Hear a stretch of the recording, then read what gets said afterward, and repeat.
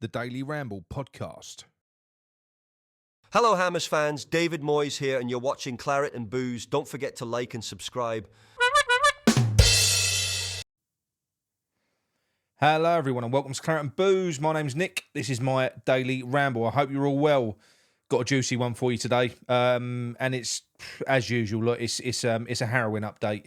I've had a very, very interesting conversation today. Really interesting conversation into the goings on at the club and the way things are and the way things are potentially likely to go. It's not a prediction on what's going to happen. It's what is likely to happen. So before we get into it, if you're new to the channel, please subscribe and drop a like on the video because it does really help us.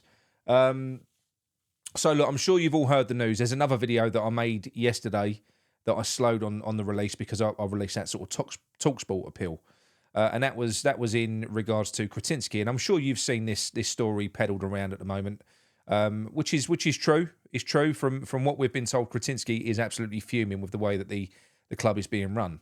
He's incredibly unhappy, but he's got a bit of a sticky wicket because he's a minority shareholder. David Sullivan's got 38%. The only way that Kretinsky is going to be able to affect any decision making at all at the club is if he can convince the Golds, who have got 25%. That way they've got over 50%. They can effectively overthrow Sullivan. That's the way it works. Now, from what I've been told, there is the board is fractured. It's completely fractured. There's been disagreements going on for a while, but Sullivan and Brady are kind of, they're like that. You know, Brady is a massive supporter of David Moyes. Huge. She doesn't want him to go away. She does not give a shit about football or entertainment or anything like that. She just sees him as good for business. That's basically it. And there's multiple facets to that. It's not just because she sees him as successful. It's because it's useful, as I've said before, having somebody as unlikable as them, potentially more unlikable, sitting in front of them. It's a fire blanket. And they see him as a safe pair of hands. All very deluded. But like I say, it's wrong, you know.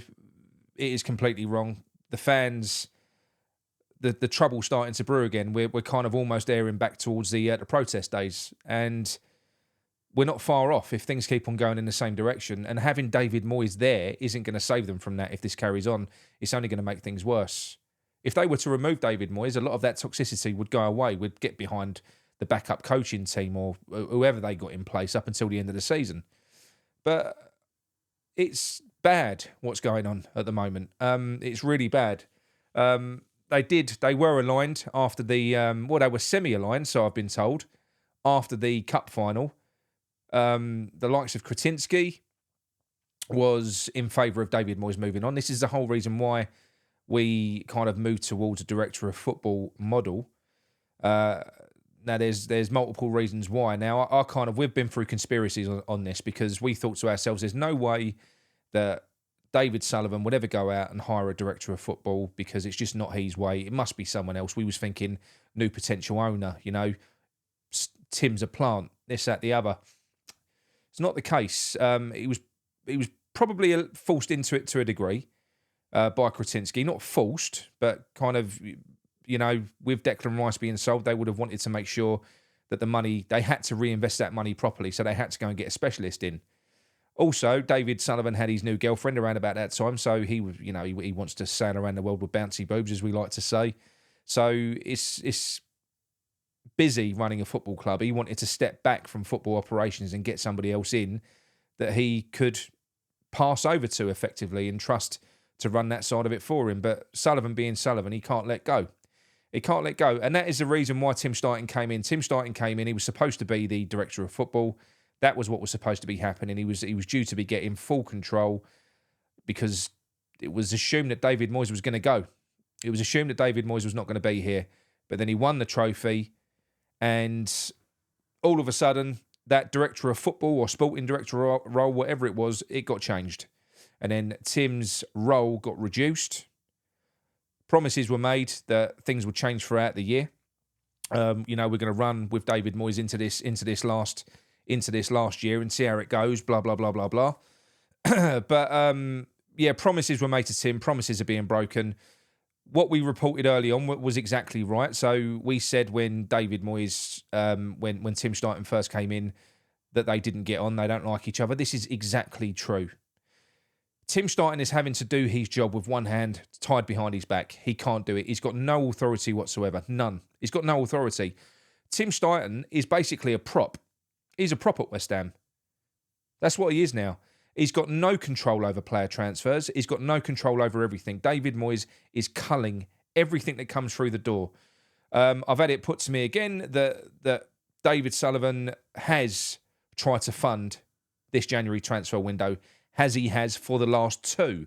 David Sullivan's tried to give David Moyes money, but David Moyes is refusing targets.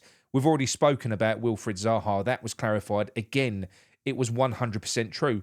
Wilfried Zaha, it basically got to the final stage because Sullivan didn't want Calvin Phillips and they could see that we needed help in advanced areas. And rather than go with Calvin Phillips, because he'd already rejected a raft of players that I'm not even going to go into on here because I can't. Not at the moment anyway. But Wilfried Zaha was offered to him. You know, take him. The player wanted to come. The player wanted to come. It was a done deal effectively. We just had to sign on a dotted line. David Moyes says no, don't want him. He did that with several players. The reports are true. It is David Moyes blocking these. He's got it contractually written into his contract that he has the ability to do that. He can veto any deal. Any deal. You know, he was supposed to be gone. He won that trophy. All of a sudden, he's got his power back and he got his ego back. And you know, I can understand, I suppose, to a degree. You know, David Sullivan being very grateful to him. But from what I'm being told in this, is that David Sullivan is a problem, but he's not the problem. David Sullivan's problem is he's too easily manipulated. And he's got people around him that are manipulating him. Brady's manipulating him. David Moyes manipulates him. You know, he's very easy to convince, apparently, Sullivan. You know, to a degree, it sounds like he's too trusting. And Tim Steidten is getting pissed off. More and more and more pissed off. The link to Liverpool is very, very solid. He doesn't necessarily want to go. He would love the chance to fulfill the role that he was told that he was going to be getting, which he's never got.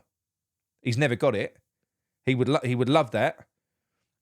But it doesn't look as though he's going to get the power to do that. Now, for Tim to fulfill that role, they've got to get rid of David Moyes. He will not work with David Moyes. He can't work with David Moyes. Full stop. They've got to get rid of David Moyes, but then they've got to give Tim the power to recruit the next head coach. Otherwise, you're going to risk having a similar scenario again. Sullivan's going to go out and recruit another, you know, old-fashioned manager that's not going to work with a director of football. It isn't going to work. Why go half-assed into this? It doesn't make any sense whatsoever. You look at what we've spent in the last 4 years, 5 years, 500 million. Look at where we are. Look at where we are. The investments have been shit. It's been pointless. You know, we've got an aging small squad that needs to be rebuilt. That's ridiculous. The squad has been built with no plan, nothing. Like I said on the video that I released this morning, we're making it up as we go along. That's all that we're doing. It's all about the next 6 months or the next year. Just do this. There's no vision. Well, you've employed someone who's got a vision in Tim. Why don't you just let him do the job? He will make you a fortune. He'll make you a fortune. And start listening to the right people. Sullivan, honestly, I know you're all about making money. Well, you're doing all right. I'm sure you are, but you could be doing a whole lot better. West Ham is a sleeping giant. If you was to run it in the right way. So look, it's incredibly shocking. It's incredibly shocking what I've been told. I can't even reveal half of it. Okay? I just can't. It's from a very, very good source. But yeah, this is ridiculous. Like I say, I don't think Tim was brought in as a prop, like I just said, but he's become a prop. He doesn't have any power. And David Moyes is arrogant, he's obstinate. This has all been confirmed to me as well. He's arrogant, he's obstinate.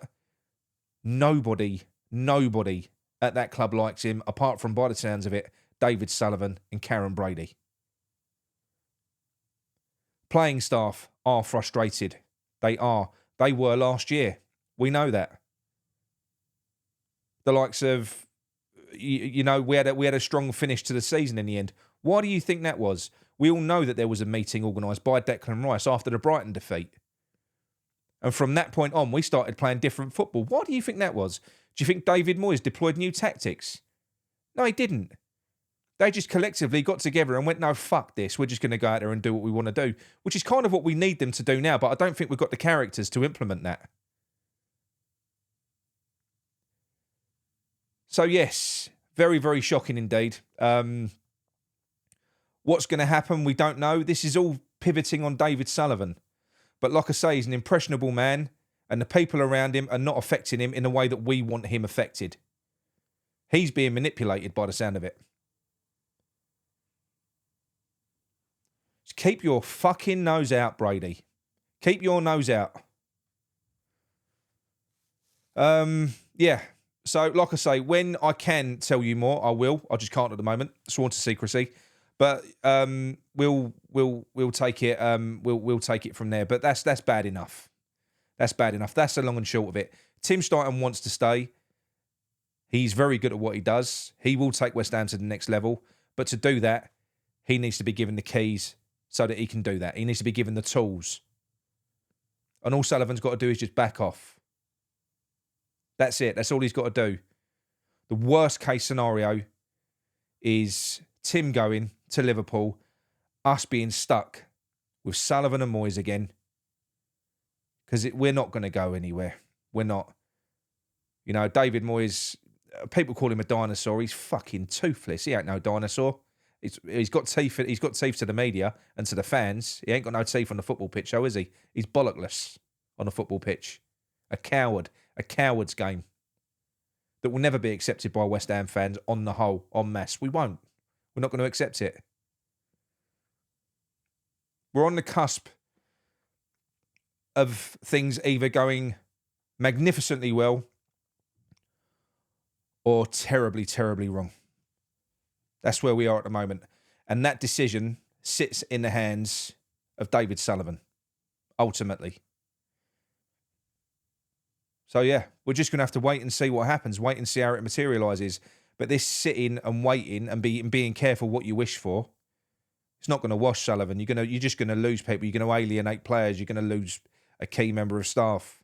You're going to end up stuck with that fucking corpse on the sidelines.